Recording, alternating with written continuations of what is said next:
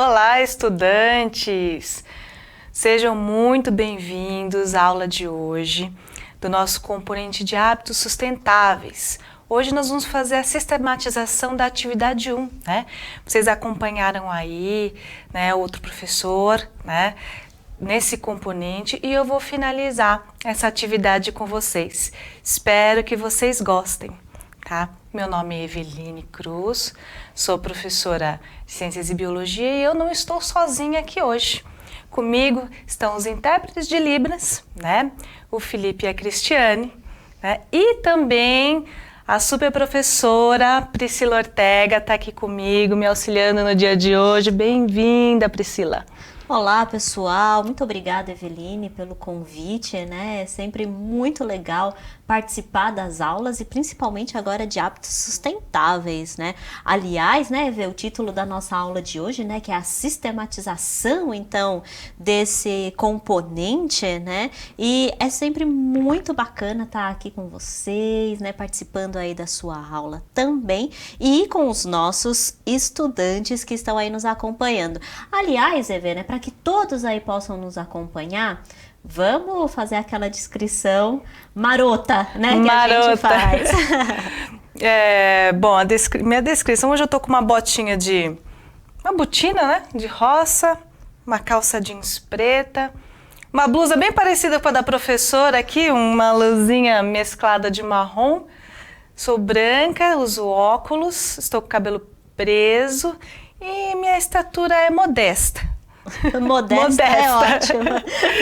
Modesta é muito bom, né? Bom, agora, né, eu que sou a professora Priscila, que vos falo, né, eu estou aí com um tênis preto, uma calça jeans azul, a minha blusa, assim como a da professora, ela é de lã, só que a da professora é marrom, né, Eve? A sua é marrom. A minha é vermelha com branco. E os meus cabelos louros estão soltos hoje, mais ou menos aí na altura dos ombros. Também tenho a pele clara, né, branca, uso óculos e olhos claros. Né, só para ir para o pessoal ter uma ideia, né, de como que a gente é, para que todos aí possam acompanhar a nossa aula de hoje. Que, aliás, vai ser um sucesso total, né? A gente vai falar de hábitos sustentáveis. Exatamente. Está na crista da onda e não é só moda, é uma necessidade que nós temos hoje, né? Exatamente, é bem para lembrado. que nós tenha algum mundo para as gerações futuras, né? Não podemos pensar no mundo só para a gente hoje. Exatamente, né? E pensar também, né, que a gente tá, né, assim, mais ou menos, né, se a gente for pensar aí nas questões aí de natalidade, né, o mundo também tá diminuindo aí também, principalmente o Brasil, né, a gente tá invertendo aí um pouco a pirâmide, né, nós temos uma população idosa também que tá bem presente na sociedade, né, a população com menor idade está diminuindo, né, então a taxa de natalidade aí está diminuindo, né, mas apesar dessa diminuição, a gente precisa pensar no futuro, né, nós temos crianças, adolescentes que estão vindo aí com força total e que precisam de um mundo melhor aí para conseguir sobreviver, né.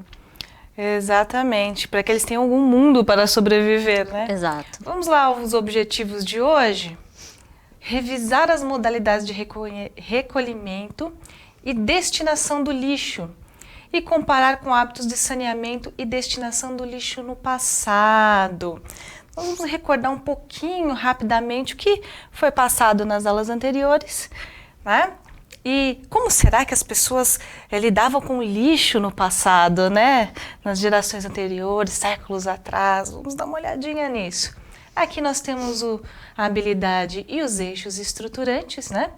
Que nós trabalhamos aí com investigação científica, processos criativos, né? Empreendedorismo e mediação e intervenção sociocultural. A professora está cega mesmo, cega, até não poder mais, né?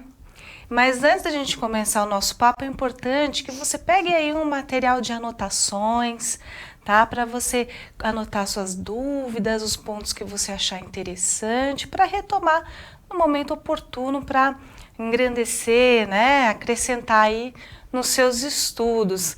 O fato da gente anotar, o cérebro trabalha isso, né? Na hora que a gente escreve, o cérebro está trabalhando isso daí, é mais fácil da gente aprender e fixar um conhecimento, né? Mas vamos lá pensando. O que será lixo, né, professora? É bem lembrado nessa questão aí do que é lixo, né? Hoje em dia até a gente fala e dá uma diferença em relação a lixo e resíduo. Exatamente. Né? Então a gente tem aí muitas pessoas que falam, não, peraí, lixo é aquilo que a gente descarta que não tem mais utilidade, né? Então realmente vai para um aterro sanitário, vai para um lugar aí de destino correto, né? A gente tem que pensar nisso também, de destino correto aí daquilo que não é mais utilizado. Mas o resíduo, muitas vezes, ele pode ser reutilizado, né? Então a gente tem, por exemplo, ainda mais resíduos aí de matéria orgânica podem ser reutilizados numa composteira, por exemplo. Exatamente. Tem gente que, por exemplo, usa a casca de banana numa outra receita, né? Seca num forno, né? Tritura e usa numa nova receita. E tem um valor nutritivo altíssimo, por exemplo. Então, às vezes, o que não é interessante para mim agora naquele momento, eu posso usar posteriormente, ou interessante para uma outra pessoa, no caso, se a gente pensar em reutilização, reaproveitamento de algum tipo de material. Então aí quando a gente pensa justamente na questão do resíduo, a gente pensa, na verdade, aquilo que sobrou, né? Então resíduo é o resto, né? Aquilo que sobrou. Então, se a gente que nem você estava falando aí da banana e tudo mais, né? Então, quando a gente, na verdade, consome a banana, a gente descasca, ou quando a gente consome o ovo, né? A gente quebra ali a sua casquinha, né? Então, isso que sobra, né? A casca, por exemplo, das frutas, né? Ou aquelas folhinhas, por exemplo, da alface, né? Que a gente não vai comer, que elas estão ali mais escurinhas, né? Ou que estão queimadas, às vezes pela ação do sol, então que muitas vezes a gente descarta. Isso, na verdade, a gente não pode chamar de lixo, né? Isso, na verdade, a gente chama de resíduo, né? Que seria, então, aquilo que sobra muitas vezes da nossa alimentação.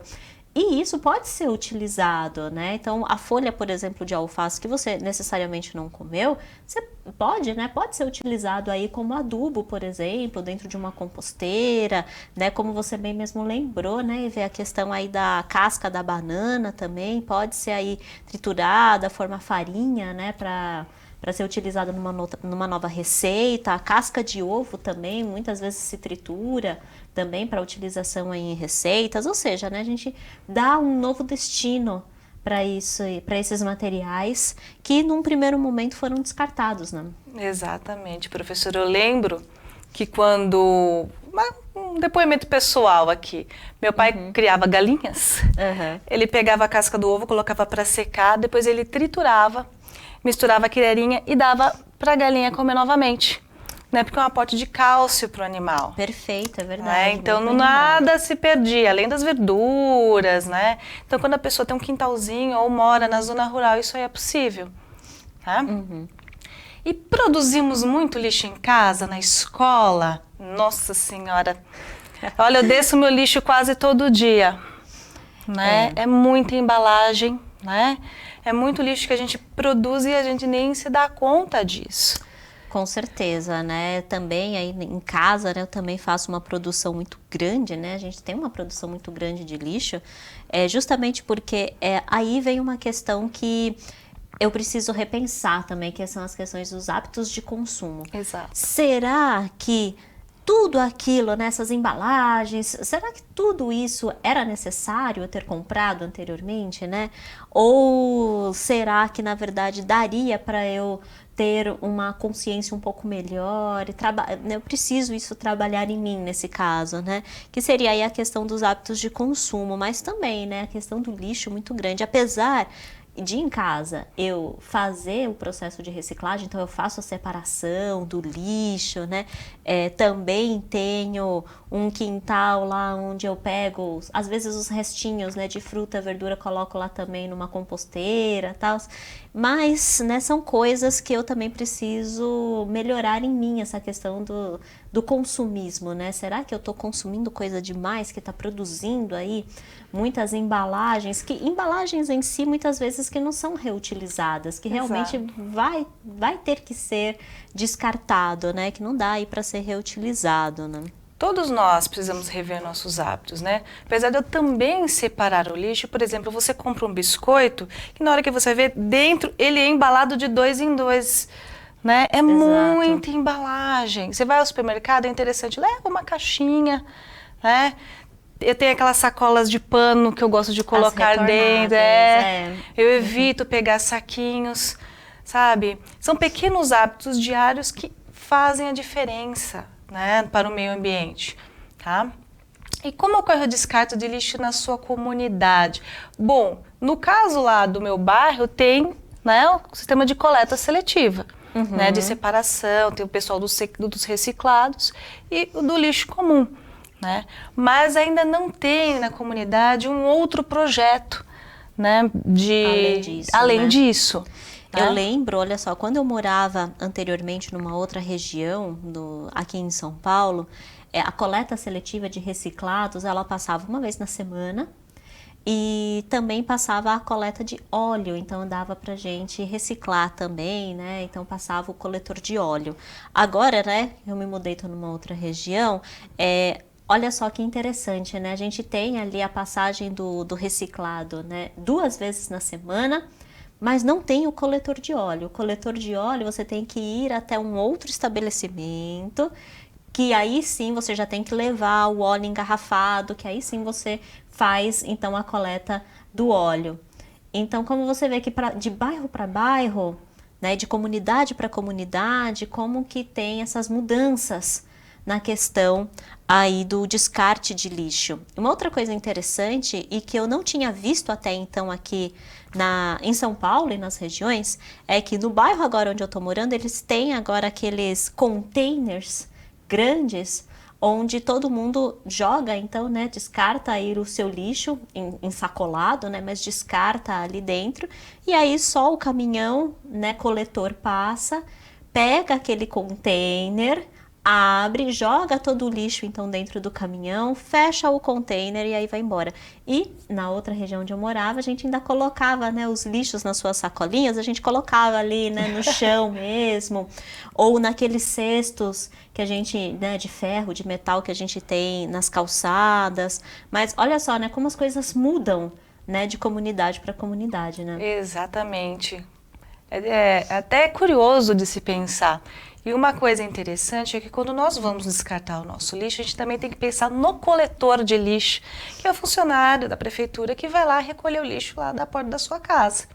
Né? Muitas vezes as pessoas se descuidam e tem vidros e tudo mais muito aberto, pode ferir esse trabalhador. Então é interessante a gente ter esse pequeno cuidado, né? Quantos acidentes, né, acontecem, por exemplo, com o vidro, né, que a pessoa descarta o vidro, né, diretamente ali na sacolinha, né, de plástico, a sacolinha obviamente arrebenta, né, por causa do vidro, e os funcionários acabam aí se cortando, né. Geralmente o que eu faço quando eu quebro alguma coisa em casa, né, e não dá, vou ter que descartar, eu pego aquele vidro e enrolo em várias camadas de jornal, né, ou em várias camadas ali de papel, prendo com uma fita, geralmente escrevo cuidado, vidro quebrado, e aí sim eu faço o descarte. Corretíssimo, corretíssimo. Geralmente é o que eles pedem para que a pessoa sinalize e embale de forma correta, corretíssimo. O que o mundo faz com o seu lixo? Isso já foi abordado em aulas anteriores, né? Cada país tem suas estratégias para que o melhor desempenho no que se diz respeito à coleta e descarte de lixo, mas algumas dinâmicas são parecidas, sendo algumas delas. Tem a coleta seletiva, né? Que na hora que a gente vai olhar naquelas lixeirinhas, nem sempre está separado da maneira correta, as pessoas descartam da maneira correta. Né? É que muitas vezes a gente olha mesmo para o produto e fica pensando, mas isso é plástico né? Ou é papelão. Exato. Ou aí olha, por exemplo, um produto que é aquele plástico mais duro, né? Que muitas vezes a gente, ou um acrílico, alguma coisa assim. Isso é reciclável?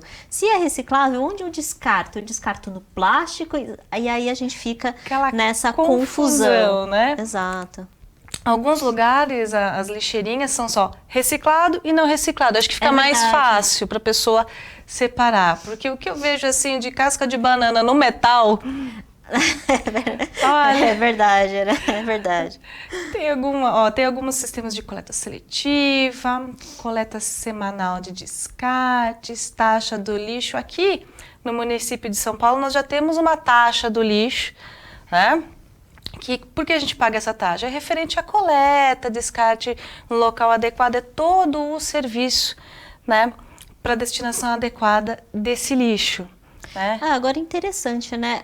Essa taxa do lixo que você comentou, né? Ela vem diretamente embutido em algum imposto? Onde a gente fica sabendo da aplicação dessa taxa, né? Olhando lá no site, eles não deixam muito claro, né? Mas provavelmente vem no IPTU. Já vem direitinho no IPTU, tá lá. Deixa eu ver, pegar minha cola, pegar o nome exatamente para vocês do imposto. Chama-se TRSS, Taxa de Resíduos Sólidos e Serviços de Saúde. Porque eles não recolhem só o lixo doméstico, né? Mas hospitalar também, né? Então, seguindo, vamos ver um exemplo, né? A gente pode seguir algum exemplo de algum local, porque aqui no Brasil, por exemplo, na região metropolitana de São Paulo, a gente tem aqui os aterros sanitários, tá? Que ele é todo preparado, né? Impermeabilizado, enfim, nós vamos ver a dinâmica do aterro mais para frente nas nossas aulas. Mas tem lugares no mundo que não tem a dimensão do nosso país, né? Para você conseguir um terreno, para você fazer um aterro é uma área muito grande, né? Tem países que não têm essa disponibilidade, que é um exemplo, o Japão. O Japão é uma ilha, né? Né? O que ele vai fazer ali? A pessoa, vocês fizeram um monte de aterro, vai construir cidade onde, né? Então, vamos lá. O Japão investe na educação da população com orientações sobre a forma de separar o lixo e educação ambiental nas escolas, ou seja, o cidadão japonês, já dentro de casa, ele já separa bonitinho o lixo. O japonês, ele leva muito a sério a questão do lixo, porque justamente eles não têm, né, um grande território. Para você ter uma ideia, quando tem uma chuva, né, que molha muito a rua, você não vê lixo nas ruas do Japão, né, porque não tem realmente condição ali. Então a população já é educada para essa separação. E esse lixo ele vai para algum lugar, né? Depois que os resíduos chegam à usina, essa usina é uma usina de incineração desse lixo, desse resíduo. Já estando separados, são queimados a temperatura de 1.800 graus.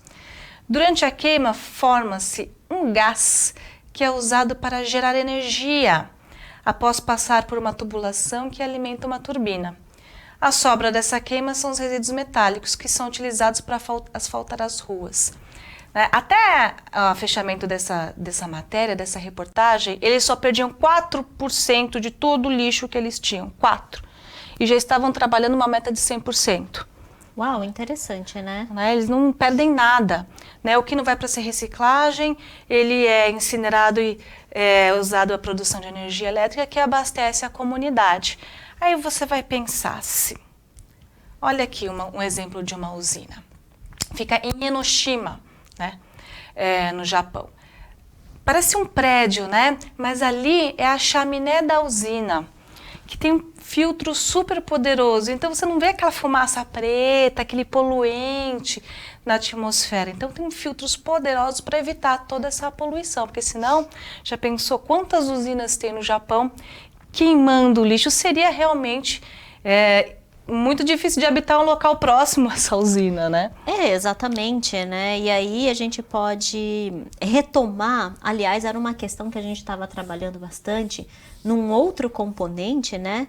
que é o componente de energias limpas, que está no aprofundamento do meu papel no desenvolvimento sustentável, justamente esse, por exemplo, seria aí um exemplo de uma energia limpa. E aí o Giba, que faz parte desse aprofundamento e desse componente, né, a gente discute bastante a respeito disso, de como que a gente pode considerar uma energia limpa. Existe energia totalmente limpa, né? Ou, por exemplo, qualquer alteração, por mínima que seja, que você faça no meio ambiente, já é considerado aí uma contaminação, já é considerado aí um poluente, né? Como será que acontece isso, né? O impacto zero não existe. Se você pensar em energia limpa, a energia nuclear é uma energia limpa. Mas o resíduo, né, o rejeito dessa produção é altamente contaminante. Por exemplo, para você produzir uma turbina de energia eólica, gente, quanto de ferro, né, de material não vai ali, quantos recursos não são utilizados para produzir aquela turbina para gerar energia limpa, que é energia eólica. Então não existe um impacto zero, existem aquelas que minimizam, né, os problemas, né? Então é nisso que a gente tem que pensar, minimizar o máximo possível. Eu acho que entra no mesmo caso, né, do exemplo aí da usina de lixo em Enoshima, né? Que da mesma forma, né, eles estão aí tentando produzir também um impacto ou uma energia, enfim, limpa, né, nesse caso, mas teve o impacto da construção da usina, então o impacto em si teve, né, então algum impacto teve, principalmente pela construção da usina, né, provavelmente aí teve que mexer com as questões ambientais aí da região, né, mas levar em consideração, né, a que preço, né, que isso e que isso foi gerado, né, nessa questão aí do lixo, né, incinerar o lixo, ter todos esses filtros para utilizar aí esse gás aí resultante, né, na geração de energia. Então é meio que pesar, né, os prós e os contras para ver se a gente entra aí numa balança de equilíbrio, né, nesse caso. Na situação deles, esse tipo de usina é bastante viável, muito mais vantajoso do que um aterro por questões já mencionadas de espaço. E eles aproveitam muito, né? São 4% só que não é aproveitado, que sobra dá até para fazer asfalto. Pois né? Então, assim, todos os resíduos, né? Tudo o que sobra, né, dessa incineração e dessa queima do lixo, na verdade, todos os resíduos são utilizados de alguma maneira. Exato. Né, para diminuir cada vez mais o impacto no meio ambiente, né? E aí é questão mesmo, né, de prós e contras, né? Aqui no Brasil, será que se a gente instalasse uma usina desse tipo, né? Como será que seria? Será que a gente teria mais prós ou a gente teria mais contras, né? É algo que o nosso estudante pode pensar, pode discutir aí, né? Ele pode pesquisar a viabilidade de uma usina dessa. Acho que todas as opções podem ser contadas, né? É isso aí. Continuando, vamos refletir a vida, né? Vamos lá, então. Ao analisar o cenário da produção e do descarte de lixo, e levando em conta o que você aprendeu nas aulas anteriores, qual a melhor maneira de descartar esses resíduos? Utilizando lixões, aterros sanitários, incineração, reciclagem, aterros controlados, tudo isso, nada disso, né? Pois né? Fala assim, não, vamos né, implantar como a usina lá no Japão, né? Vamos supor também, né? Então, são questões aí mesmo que a gente precisa pensar e refletir, né? Aqui no Brasil a gente tem muito, né, os aterros sanitários, né? Lixões a gente tinha muito antigamente, mas aí a questão da poluição, principalmente dos lençóis freáticos, era muito grande. E aí, então, agora, né, a gente tem mais aterros sanitários. Isso não significa que os lixões acabaram, longe disso. Ainda existem. Infelizmente, pelo Brasil, ainda tem muito descarte irregular de lixo, né? Exato. E acaba contaminando ali, muito na zona rural, porque muitas vezes eles não têm onde colocar, tal. Em alguns lugares tem até uma coleta, ou outros lugares, alguns trabalhadores utilizam a queima. Se você é da zona rural, pode comentar, manda um recadinho aí pra gente, como é que você faz com o seu lixo? Queima, enterra, tem coletor, né? E qual seria a solução, medida mais viável para o nosso país lidar com o lixo? É possível usar outros países como inspiração, a gente pode se inspirar em muita gente e ver o que está rolando na nossa realidade, né? Né? A questão aí da inspiração, com certeza, né? A gente pode ver, por exemplo, né, situações que estão funcionando, né, em outros países, que a gente precisa testar é a viabilidade, né? Será que, por exemplo, essa usina, né, que a gente tem, né, lá no Japão, né, que se instalou lá no Japão, será que é viável se instalar da mesma forma aqui no país, né, aqui no Brasil? Quais seriam os gastos? Quais seriam os custos para uma implantação? Teríamos aí tecnologia suficiente, né, para uma implantação desse tipo? Então aí a questão mesmo é de levantar, né, gastos, custos, viabilidade, né, para a gente conseguir aí pensar, né, sobre maneiras aí diferentes, né, a respeito do descarte do lixo. Exatamente. Né? Pensando, por exemplo, os aterros sanitários. Depois que termina a vida útil do aterro sanitário, ele pode virar um parque.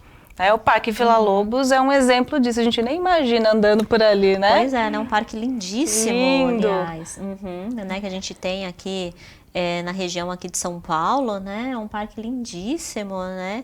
Que realmente, né, virou, então, era um aterro, né, virou aí um parque maravilhoso, né? Quem vier aqui para São Paulo, vale a pena conferir esse parque. Vale a pena conhecer. E se você não separa o seu lixo aí em casa, é facinho. O que dá para aproveitar embalagens de pacote de biscoito, de refrigerante, de caixinha de leite, saquinho de pão, separa tudo numa saquinho à parte, e o que não dá para reciclar, né, que é o lixo de cozinha, resíduo de banheiro, aí você separa em outro saquinho. É simples, não é rapidinho fazer. Depois pegou o hábito, fica fácil. Fica fácil, né? E aí a gente tem até outros materiais também que às vezes são muito difíceis de descartar, como por exemplo pneus, né? Às vezes a gente tem pneu que é muito difícil da gente realizar esse descarte e muitas ideias surgem, né? Principalmente aí na internet, né? Que os nossos alunos aí tanto gostam de navegar, de, por exemplo, vasos com plantas, casinhas para cachorro. Então, são formas aí também diferentes de reaproveitar, né, de um material que às vezes você tem em casa, não consegue, não sabe direito aí como descartar, você pode reaproveitar de alguma maneira, né? Exato. Aí se realmente você precisa jogar fora, eu preciso jogar um armário fora, um sofá fora, tem um lugar chamado Ecoponto aqui no município de São Paulo, que vale a pena conferir, porque eles recebem vários resíduos lá, né? Dá para conferir, é bacana, né? Vamos seguir? Vamos falar sobre a história do lixo. Gente, a gente fica às vezes pensando como é que as pessoas descartavam, né? Nesse mapa nosso aqui do material didático, tem um livro, né? Que é um artigo, um livro bem extenso, Lixo e a Limpeza Urbana através dos Tempos. Então lá ele retrata, de acordo com a história da humanidade, várias passagens aí, né, de como o ser humano tratava o lixo. Eu peguei como exemplo o Império Romano, né? Muito interessante. Olha, por exemplo, os romanos, eles já tinham um sistema público de limpeza. Claro que isso foi sendo desenvolvido através dos tempos, né? Mas eles eram muito eficientes nisso, com uma rede de canais de abastecimento de água, ou seja, eles eram aquedutos que traziam água de longas distâncias até Roma, né?